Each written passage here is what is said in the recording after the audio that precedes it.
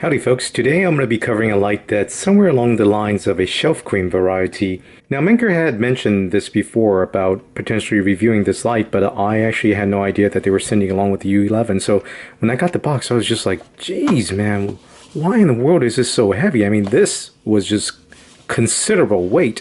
Now the reason for the heft is that it actually arrives in its own capsule, if you will. Solid chunk of aluminum. Let me go ahead and get this opened. So you can see they've already included a wrist strap here that's actually attached to this capsule. And nestled within here is their Timeback copper.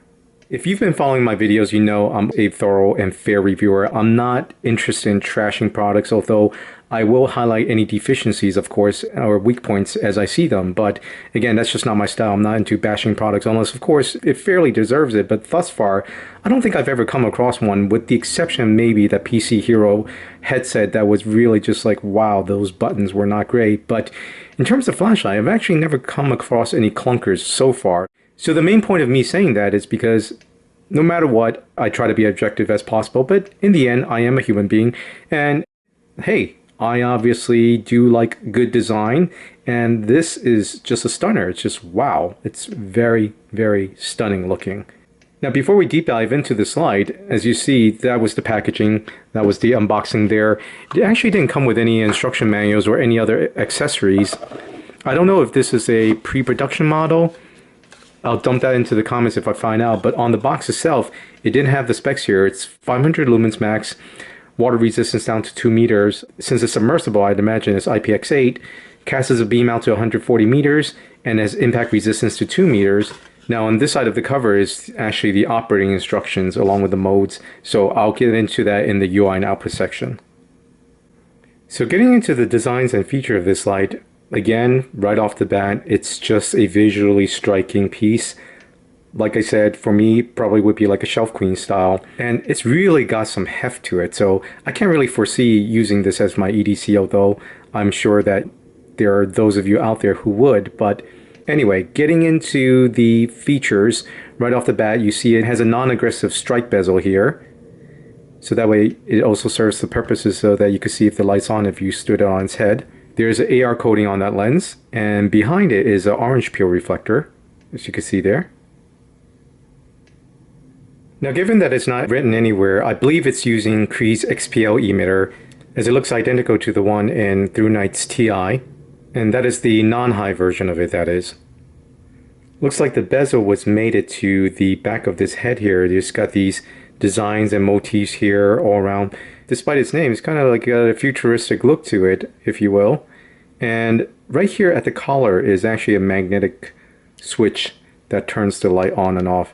Now the beam is very blue because I've got it white balance set to the copper light, but covering off on the rest of this light, as you can see here, it's just a company name engraved and painted in orange, held together by 2 Allen bolts to the tail base there. It is flat, so it could tail stand very nicely.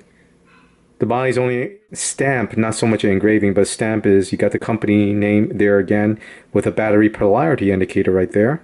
And then finally the model name. The light does twist off into 2 solid pieces, 2 very chunky solid pieces. So at the head here, you have the receptacle for the anode, and it's got a spring behind it. I currently have a generic 18350 size cell in here. And at the base is actually just a nodule. There's no spring on that end.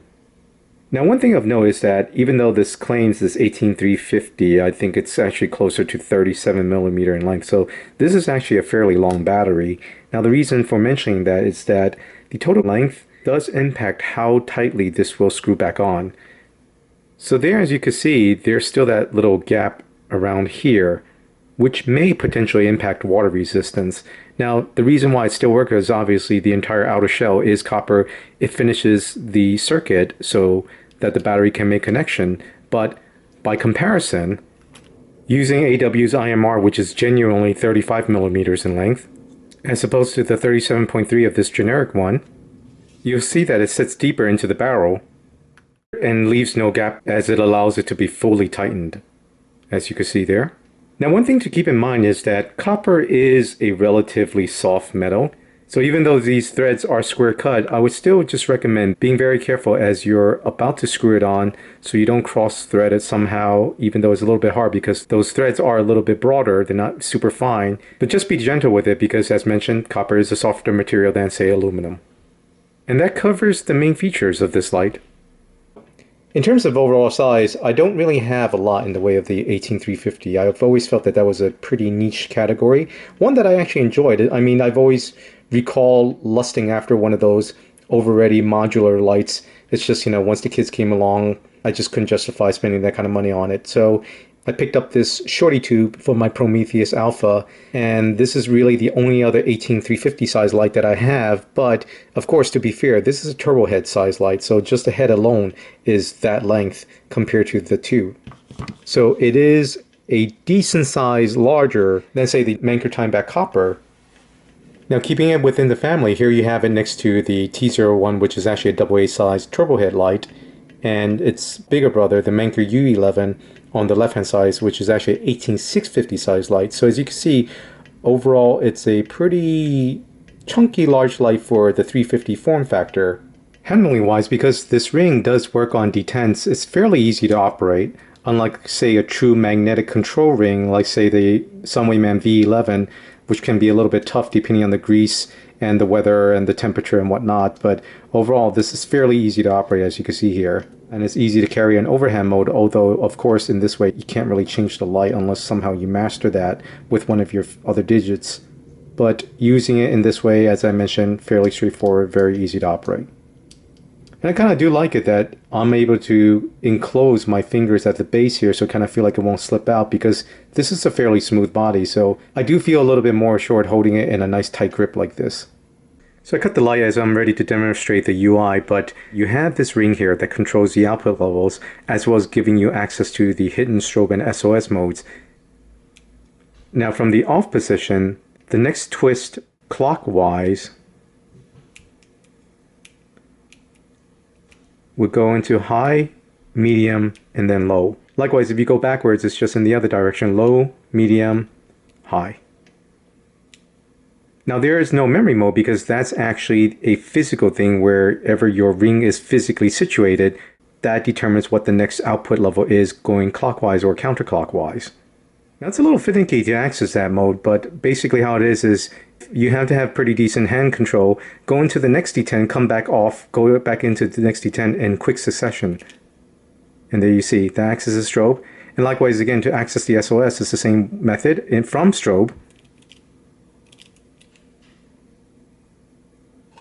Now again, the reason why the beam is very blue is because I have it calibrated to the compact fluorescent light, but I'm going to change that in a second to cover the fixed output levels. So to exit out there is just simply just to shut the light off.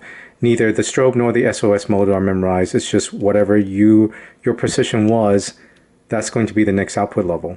Now, I guess it's pretty cool, right? But the only problem is that it's kind of hard to remember which output level you're at. So like say right now, like say in the middle of the night, it's a decently dark level, although it's definitely not no firefly. I haven't gotten this on my LMD yet, but the point is that you don't want to accidentally blast yourself in high with dark adapted eyes when in fact you had intended to access low. So that's one thing a little bit flaky about this UI, but overall, like I said, in keeping with its, denier key, very cool look. So I suppose maybe a little form over function. So I've cut the lights to demonstrate the output levels. The first mode is the low mode. And I do have this on fixed exposure and sunny white balance, so that beam color that you see there is reasonably close to real life with a slight greenish tint to it, if perhaps a little bit cooler than what I'm seeing in real life. This background is almost like a charcoal, well, not so dark, but gray color. So going clockwise, your pattern would be in descending order from the highest output. So it would be high, medium, and low. But of course, it depends on what you actually start off with. So let's just say if you first start off in medium, your next level will go down to low and then back up to high. That's in clockwise. Now, if you twist the light counterclockwise, it would go in ascending order from low to medium and then high. The overall beam profile is actually pretty nice owing to the orange peel reflector. On the left hand side, I have their U11, and the right hand is the Timeback Copper. Now, as mentioned, I do have this on fixed exposure on sunny white balance, and that beam color over there is fairly representative of what I see in real life, if perhaps just a teensy bit cooler. Now I would say that the U11 probably has a slightly deeper reflector than the Timeback, so the Timeback does have a slightly floodier profile to it. Not necessarily overall, but certainly in the center hotspot. And here they are side by side. As you can see, a slightly larger hotspot and beam profile overall versus the U11 at the same distance. So as usual, to conduct the beam measurement test, I use a Xeno G10V2 because that runs perfectly flat regulated. And it should be about 468 after 30 seconds. Alright, so we're right about there. The exposure is on a Nikon D750 fixed 1/60th of a second f2.8 on direct sunlight with a flat profile.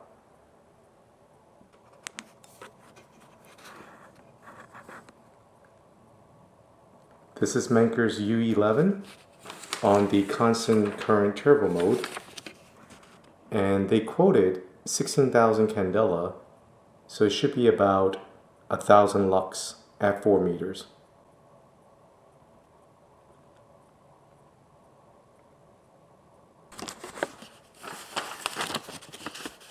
Here's Manker's Timeback Copper. They also didn't provide the peak beam intensity, but they quoted 140 meters, which should translate to 4,900 candela, and 306 lux at 4 meters.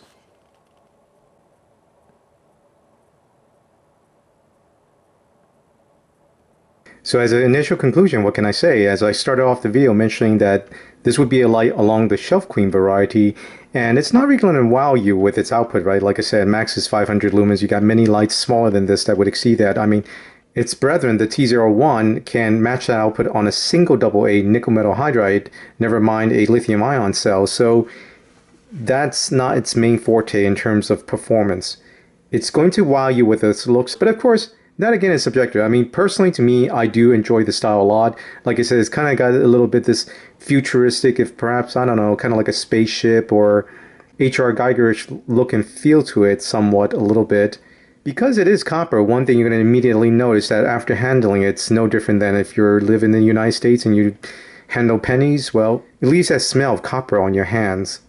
Now, I personally can't envision myself carrying this as an EDC just by virtue simply due to the weight. The weight is quite pronounced. I mean, it's definitely got some heft to it. You will definitely feel its weight, but who knows? There are a lot of people out there who carry Shelf Queens. I'm personally not one of them. Like, say, my titanium lights, other than, say, the Through Night TI, I've actually never carried any of my titanium lights. I've usually favored lights that I could use kind of like as beaters and not worry about it getting dinged or scratched or whatever.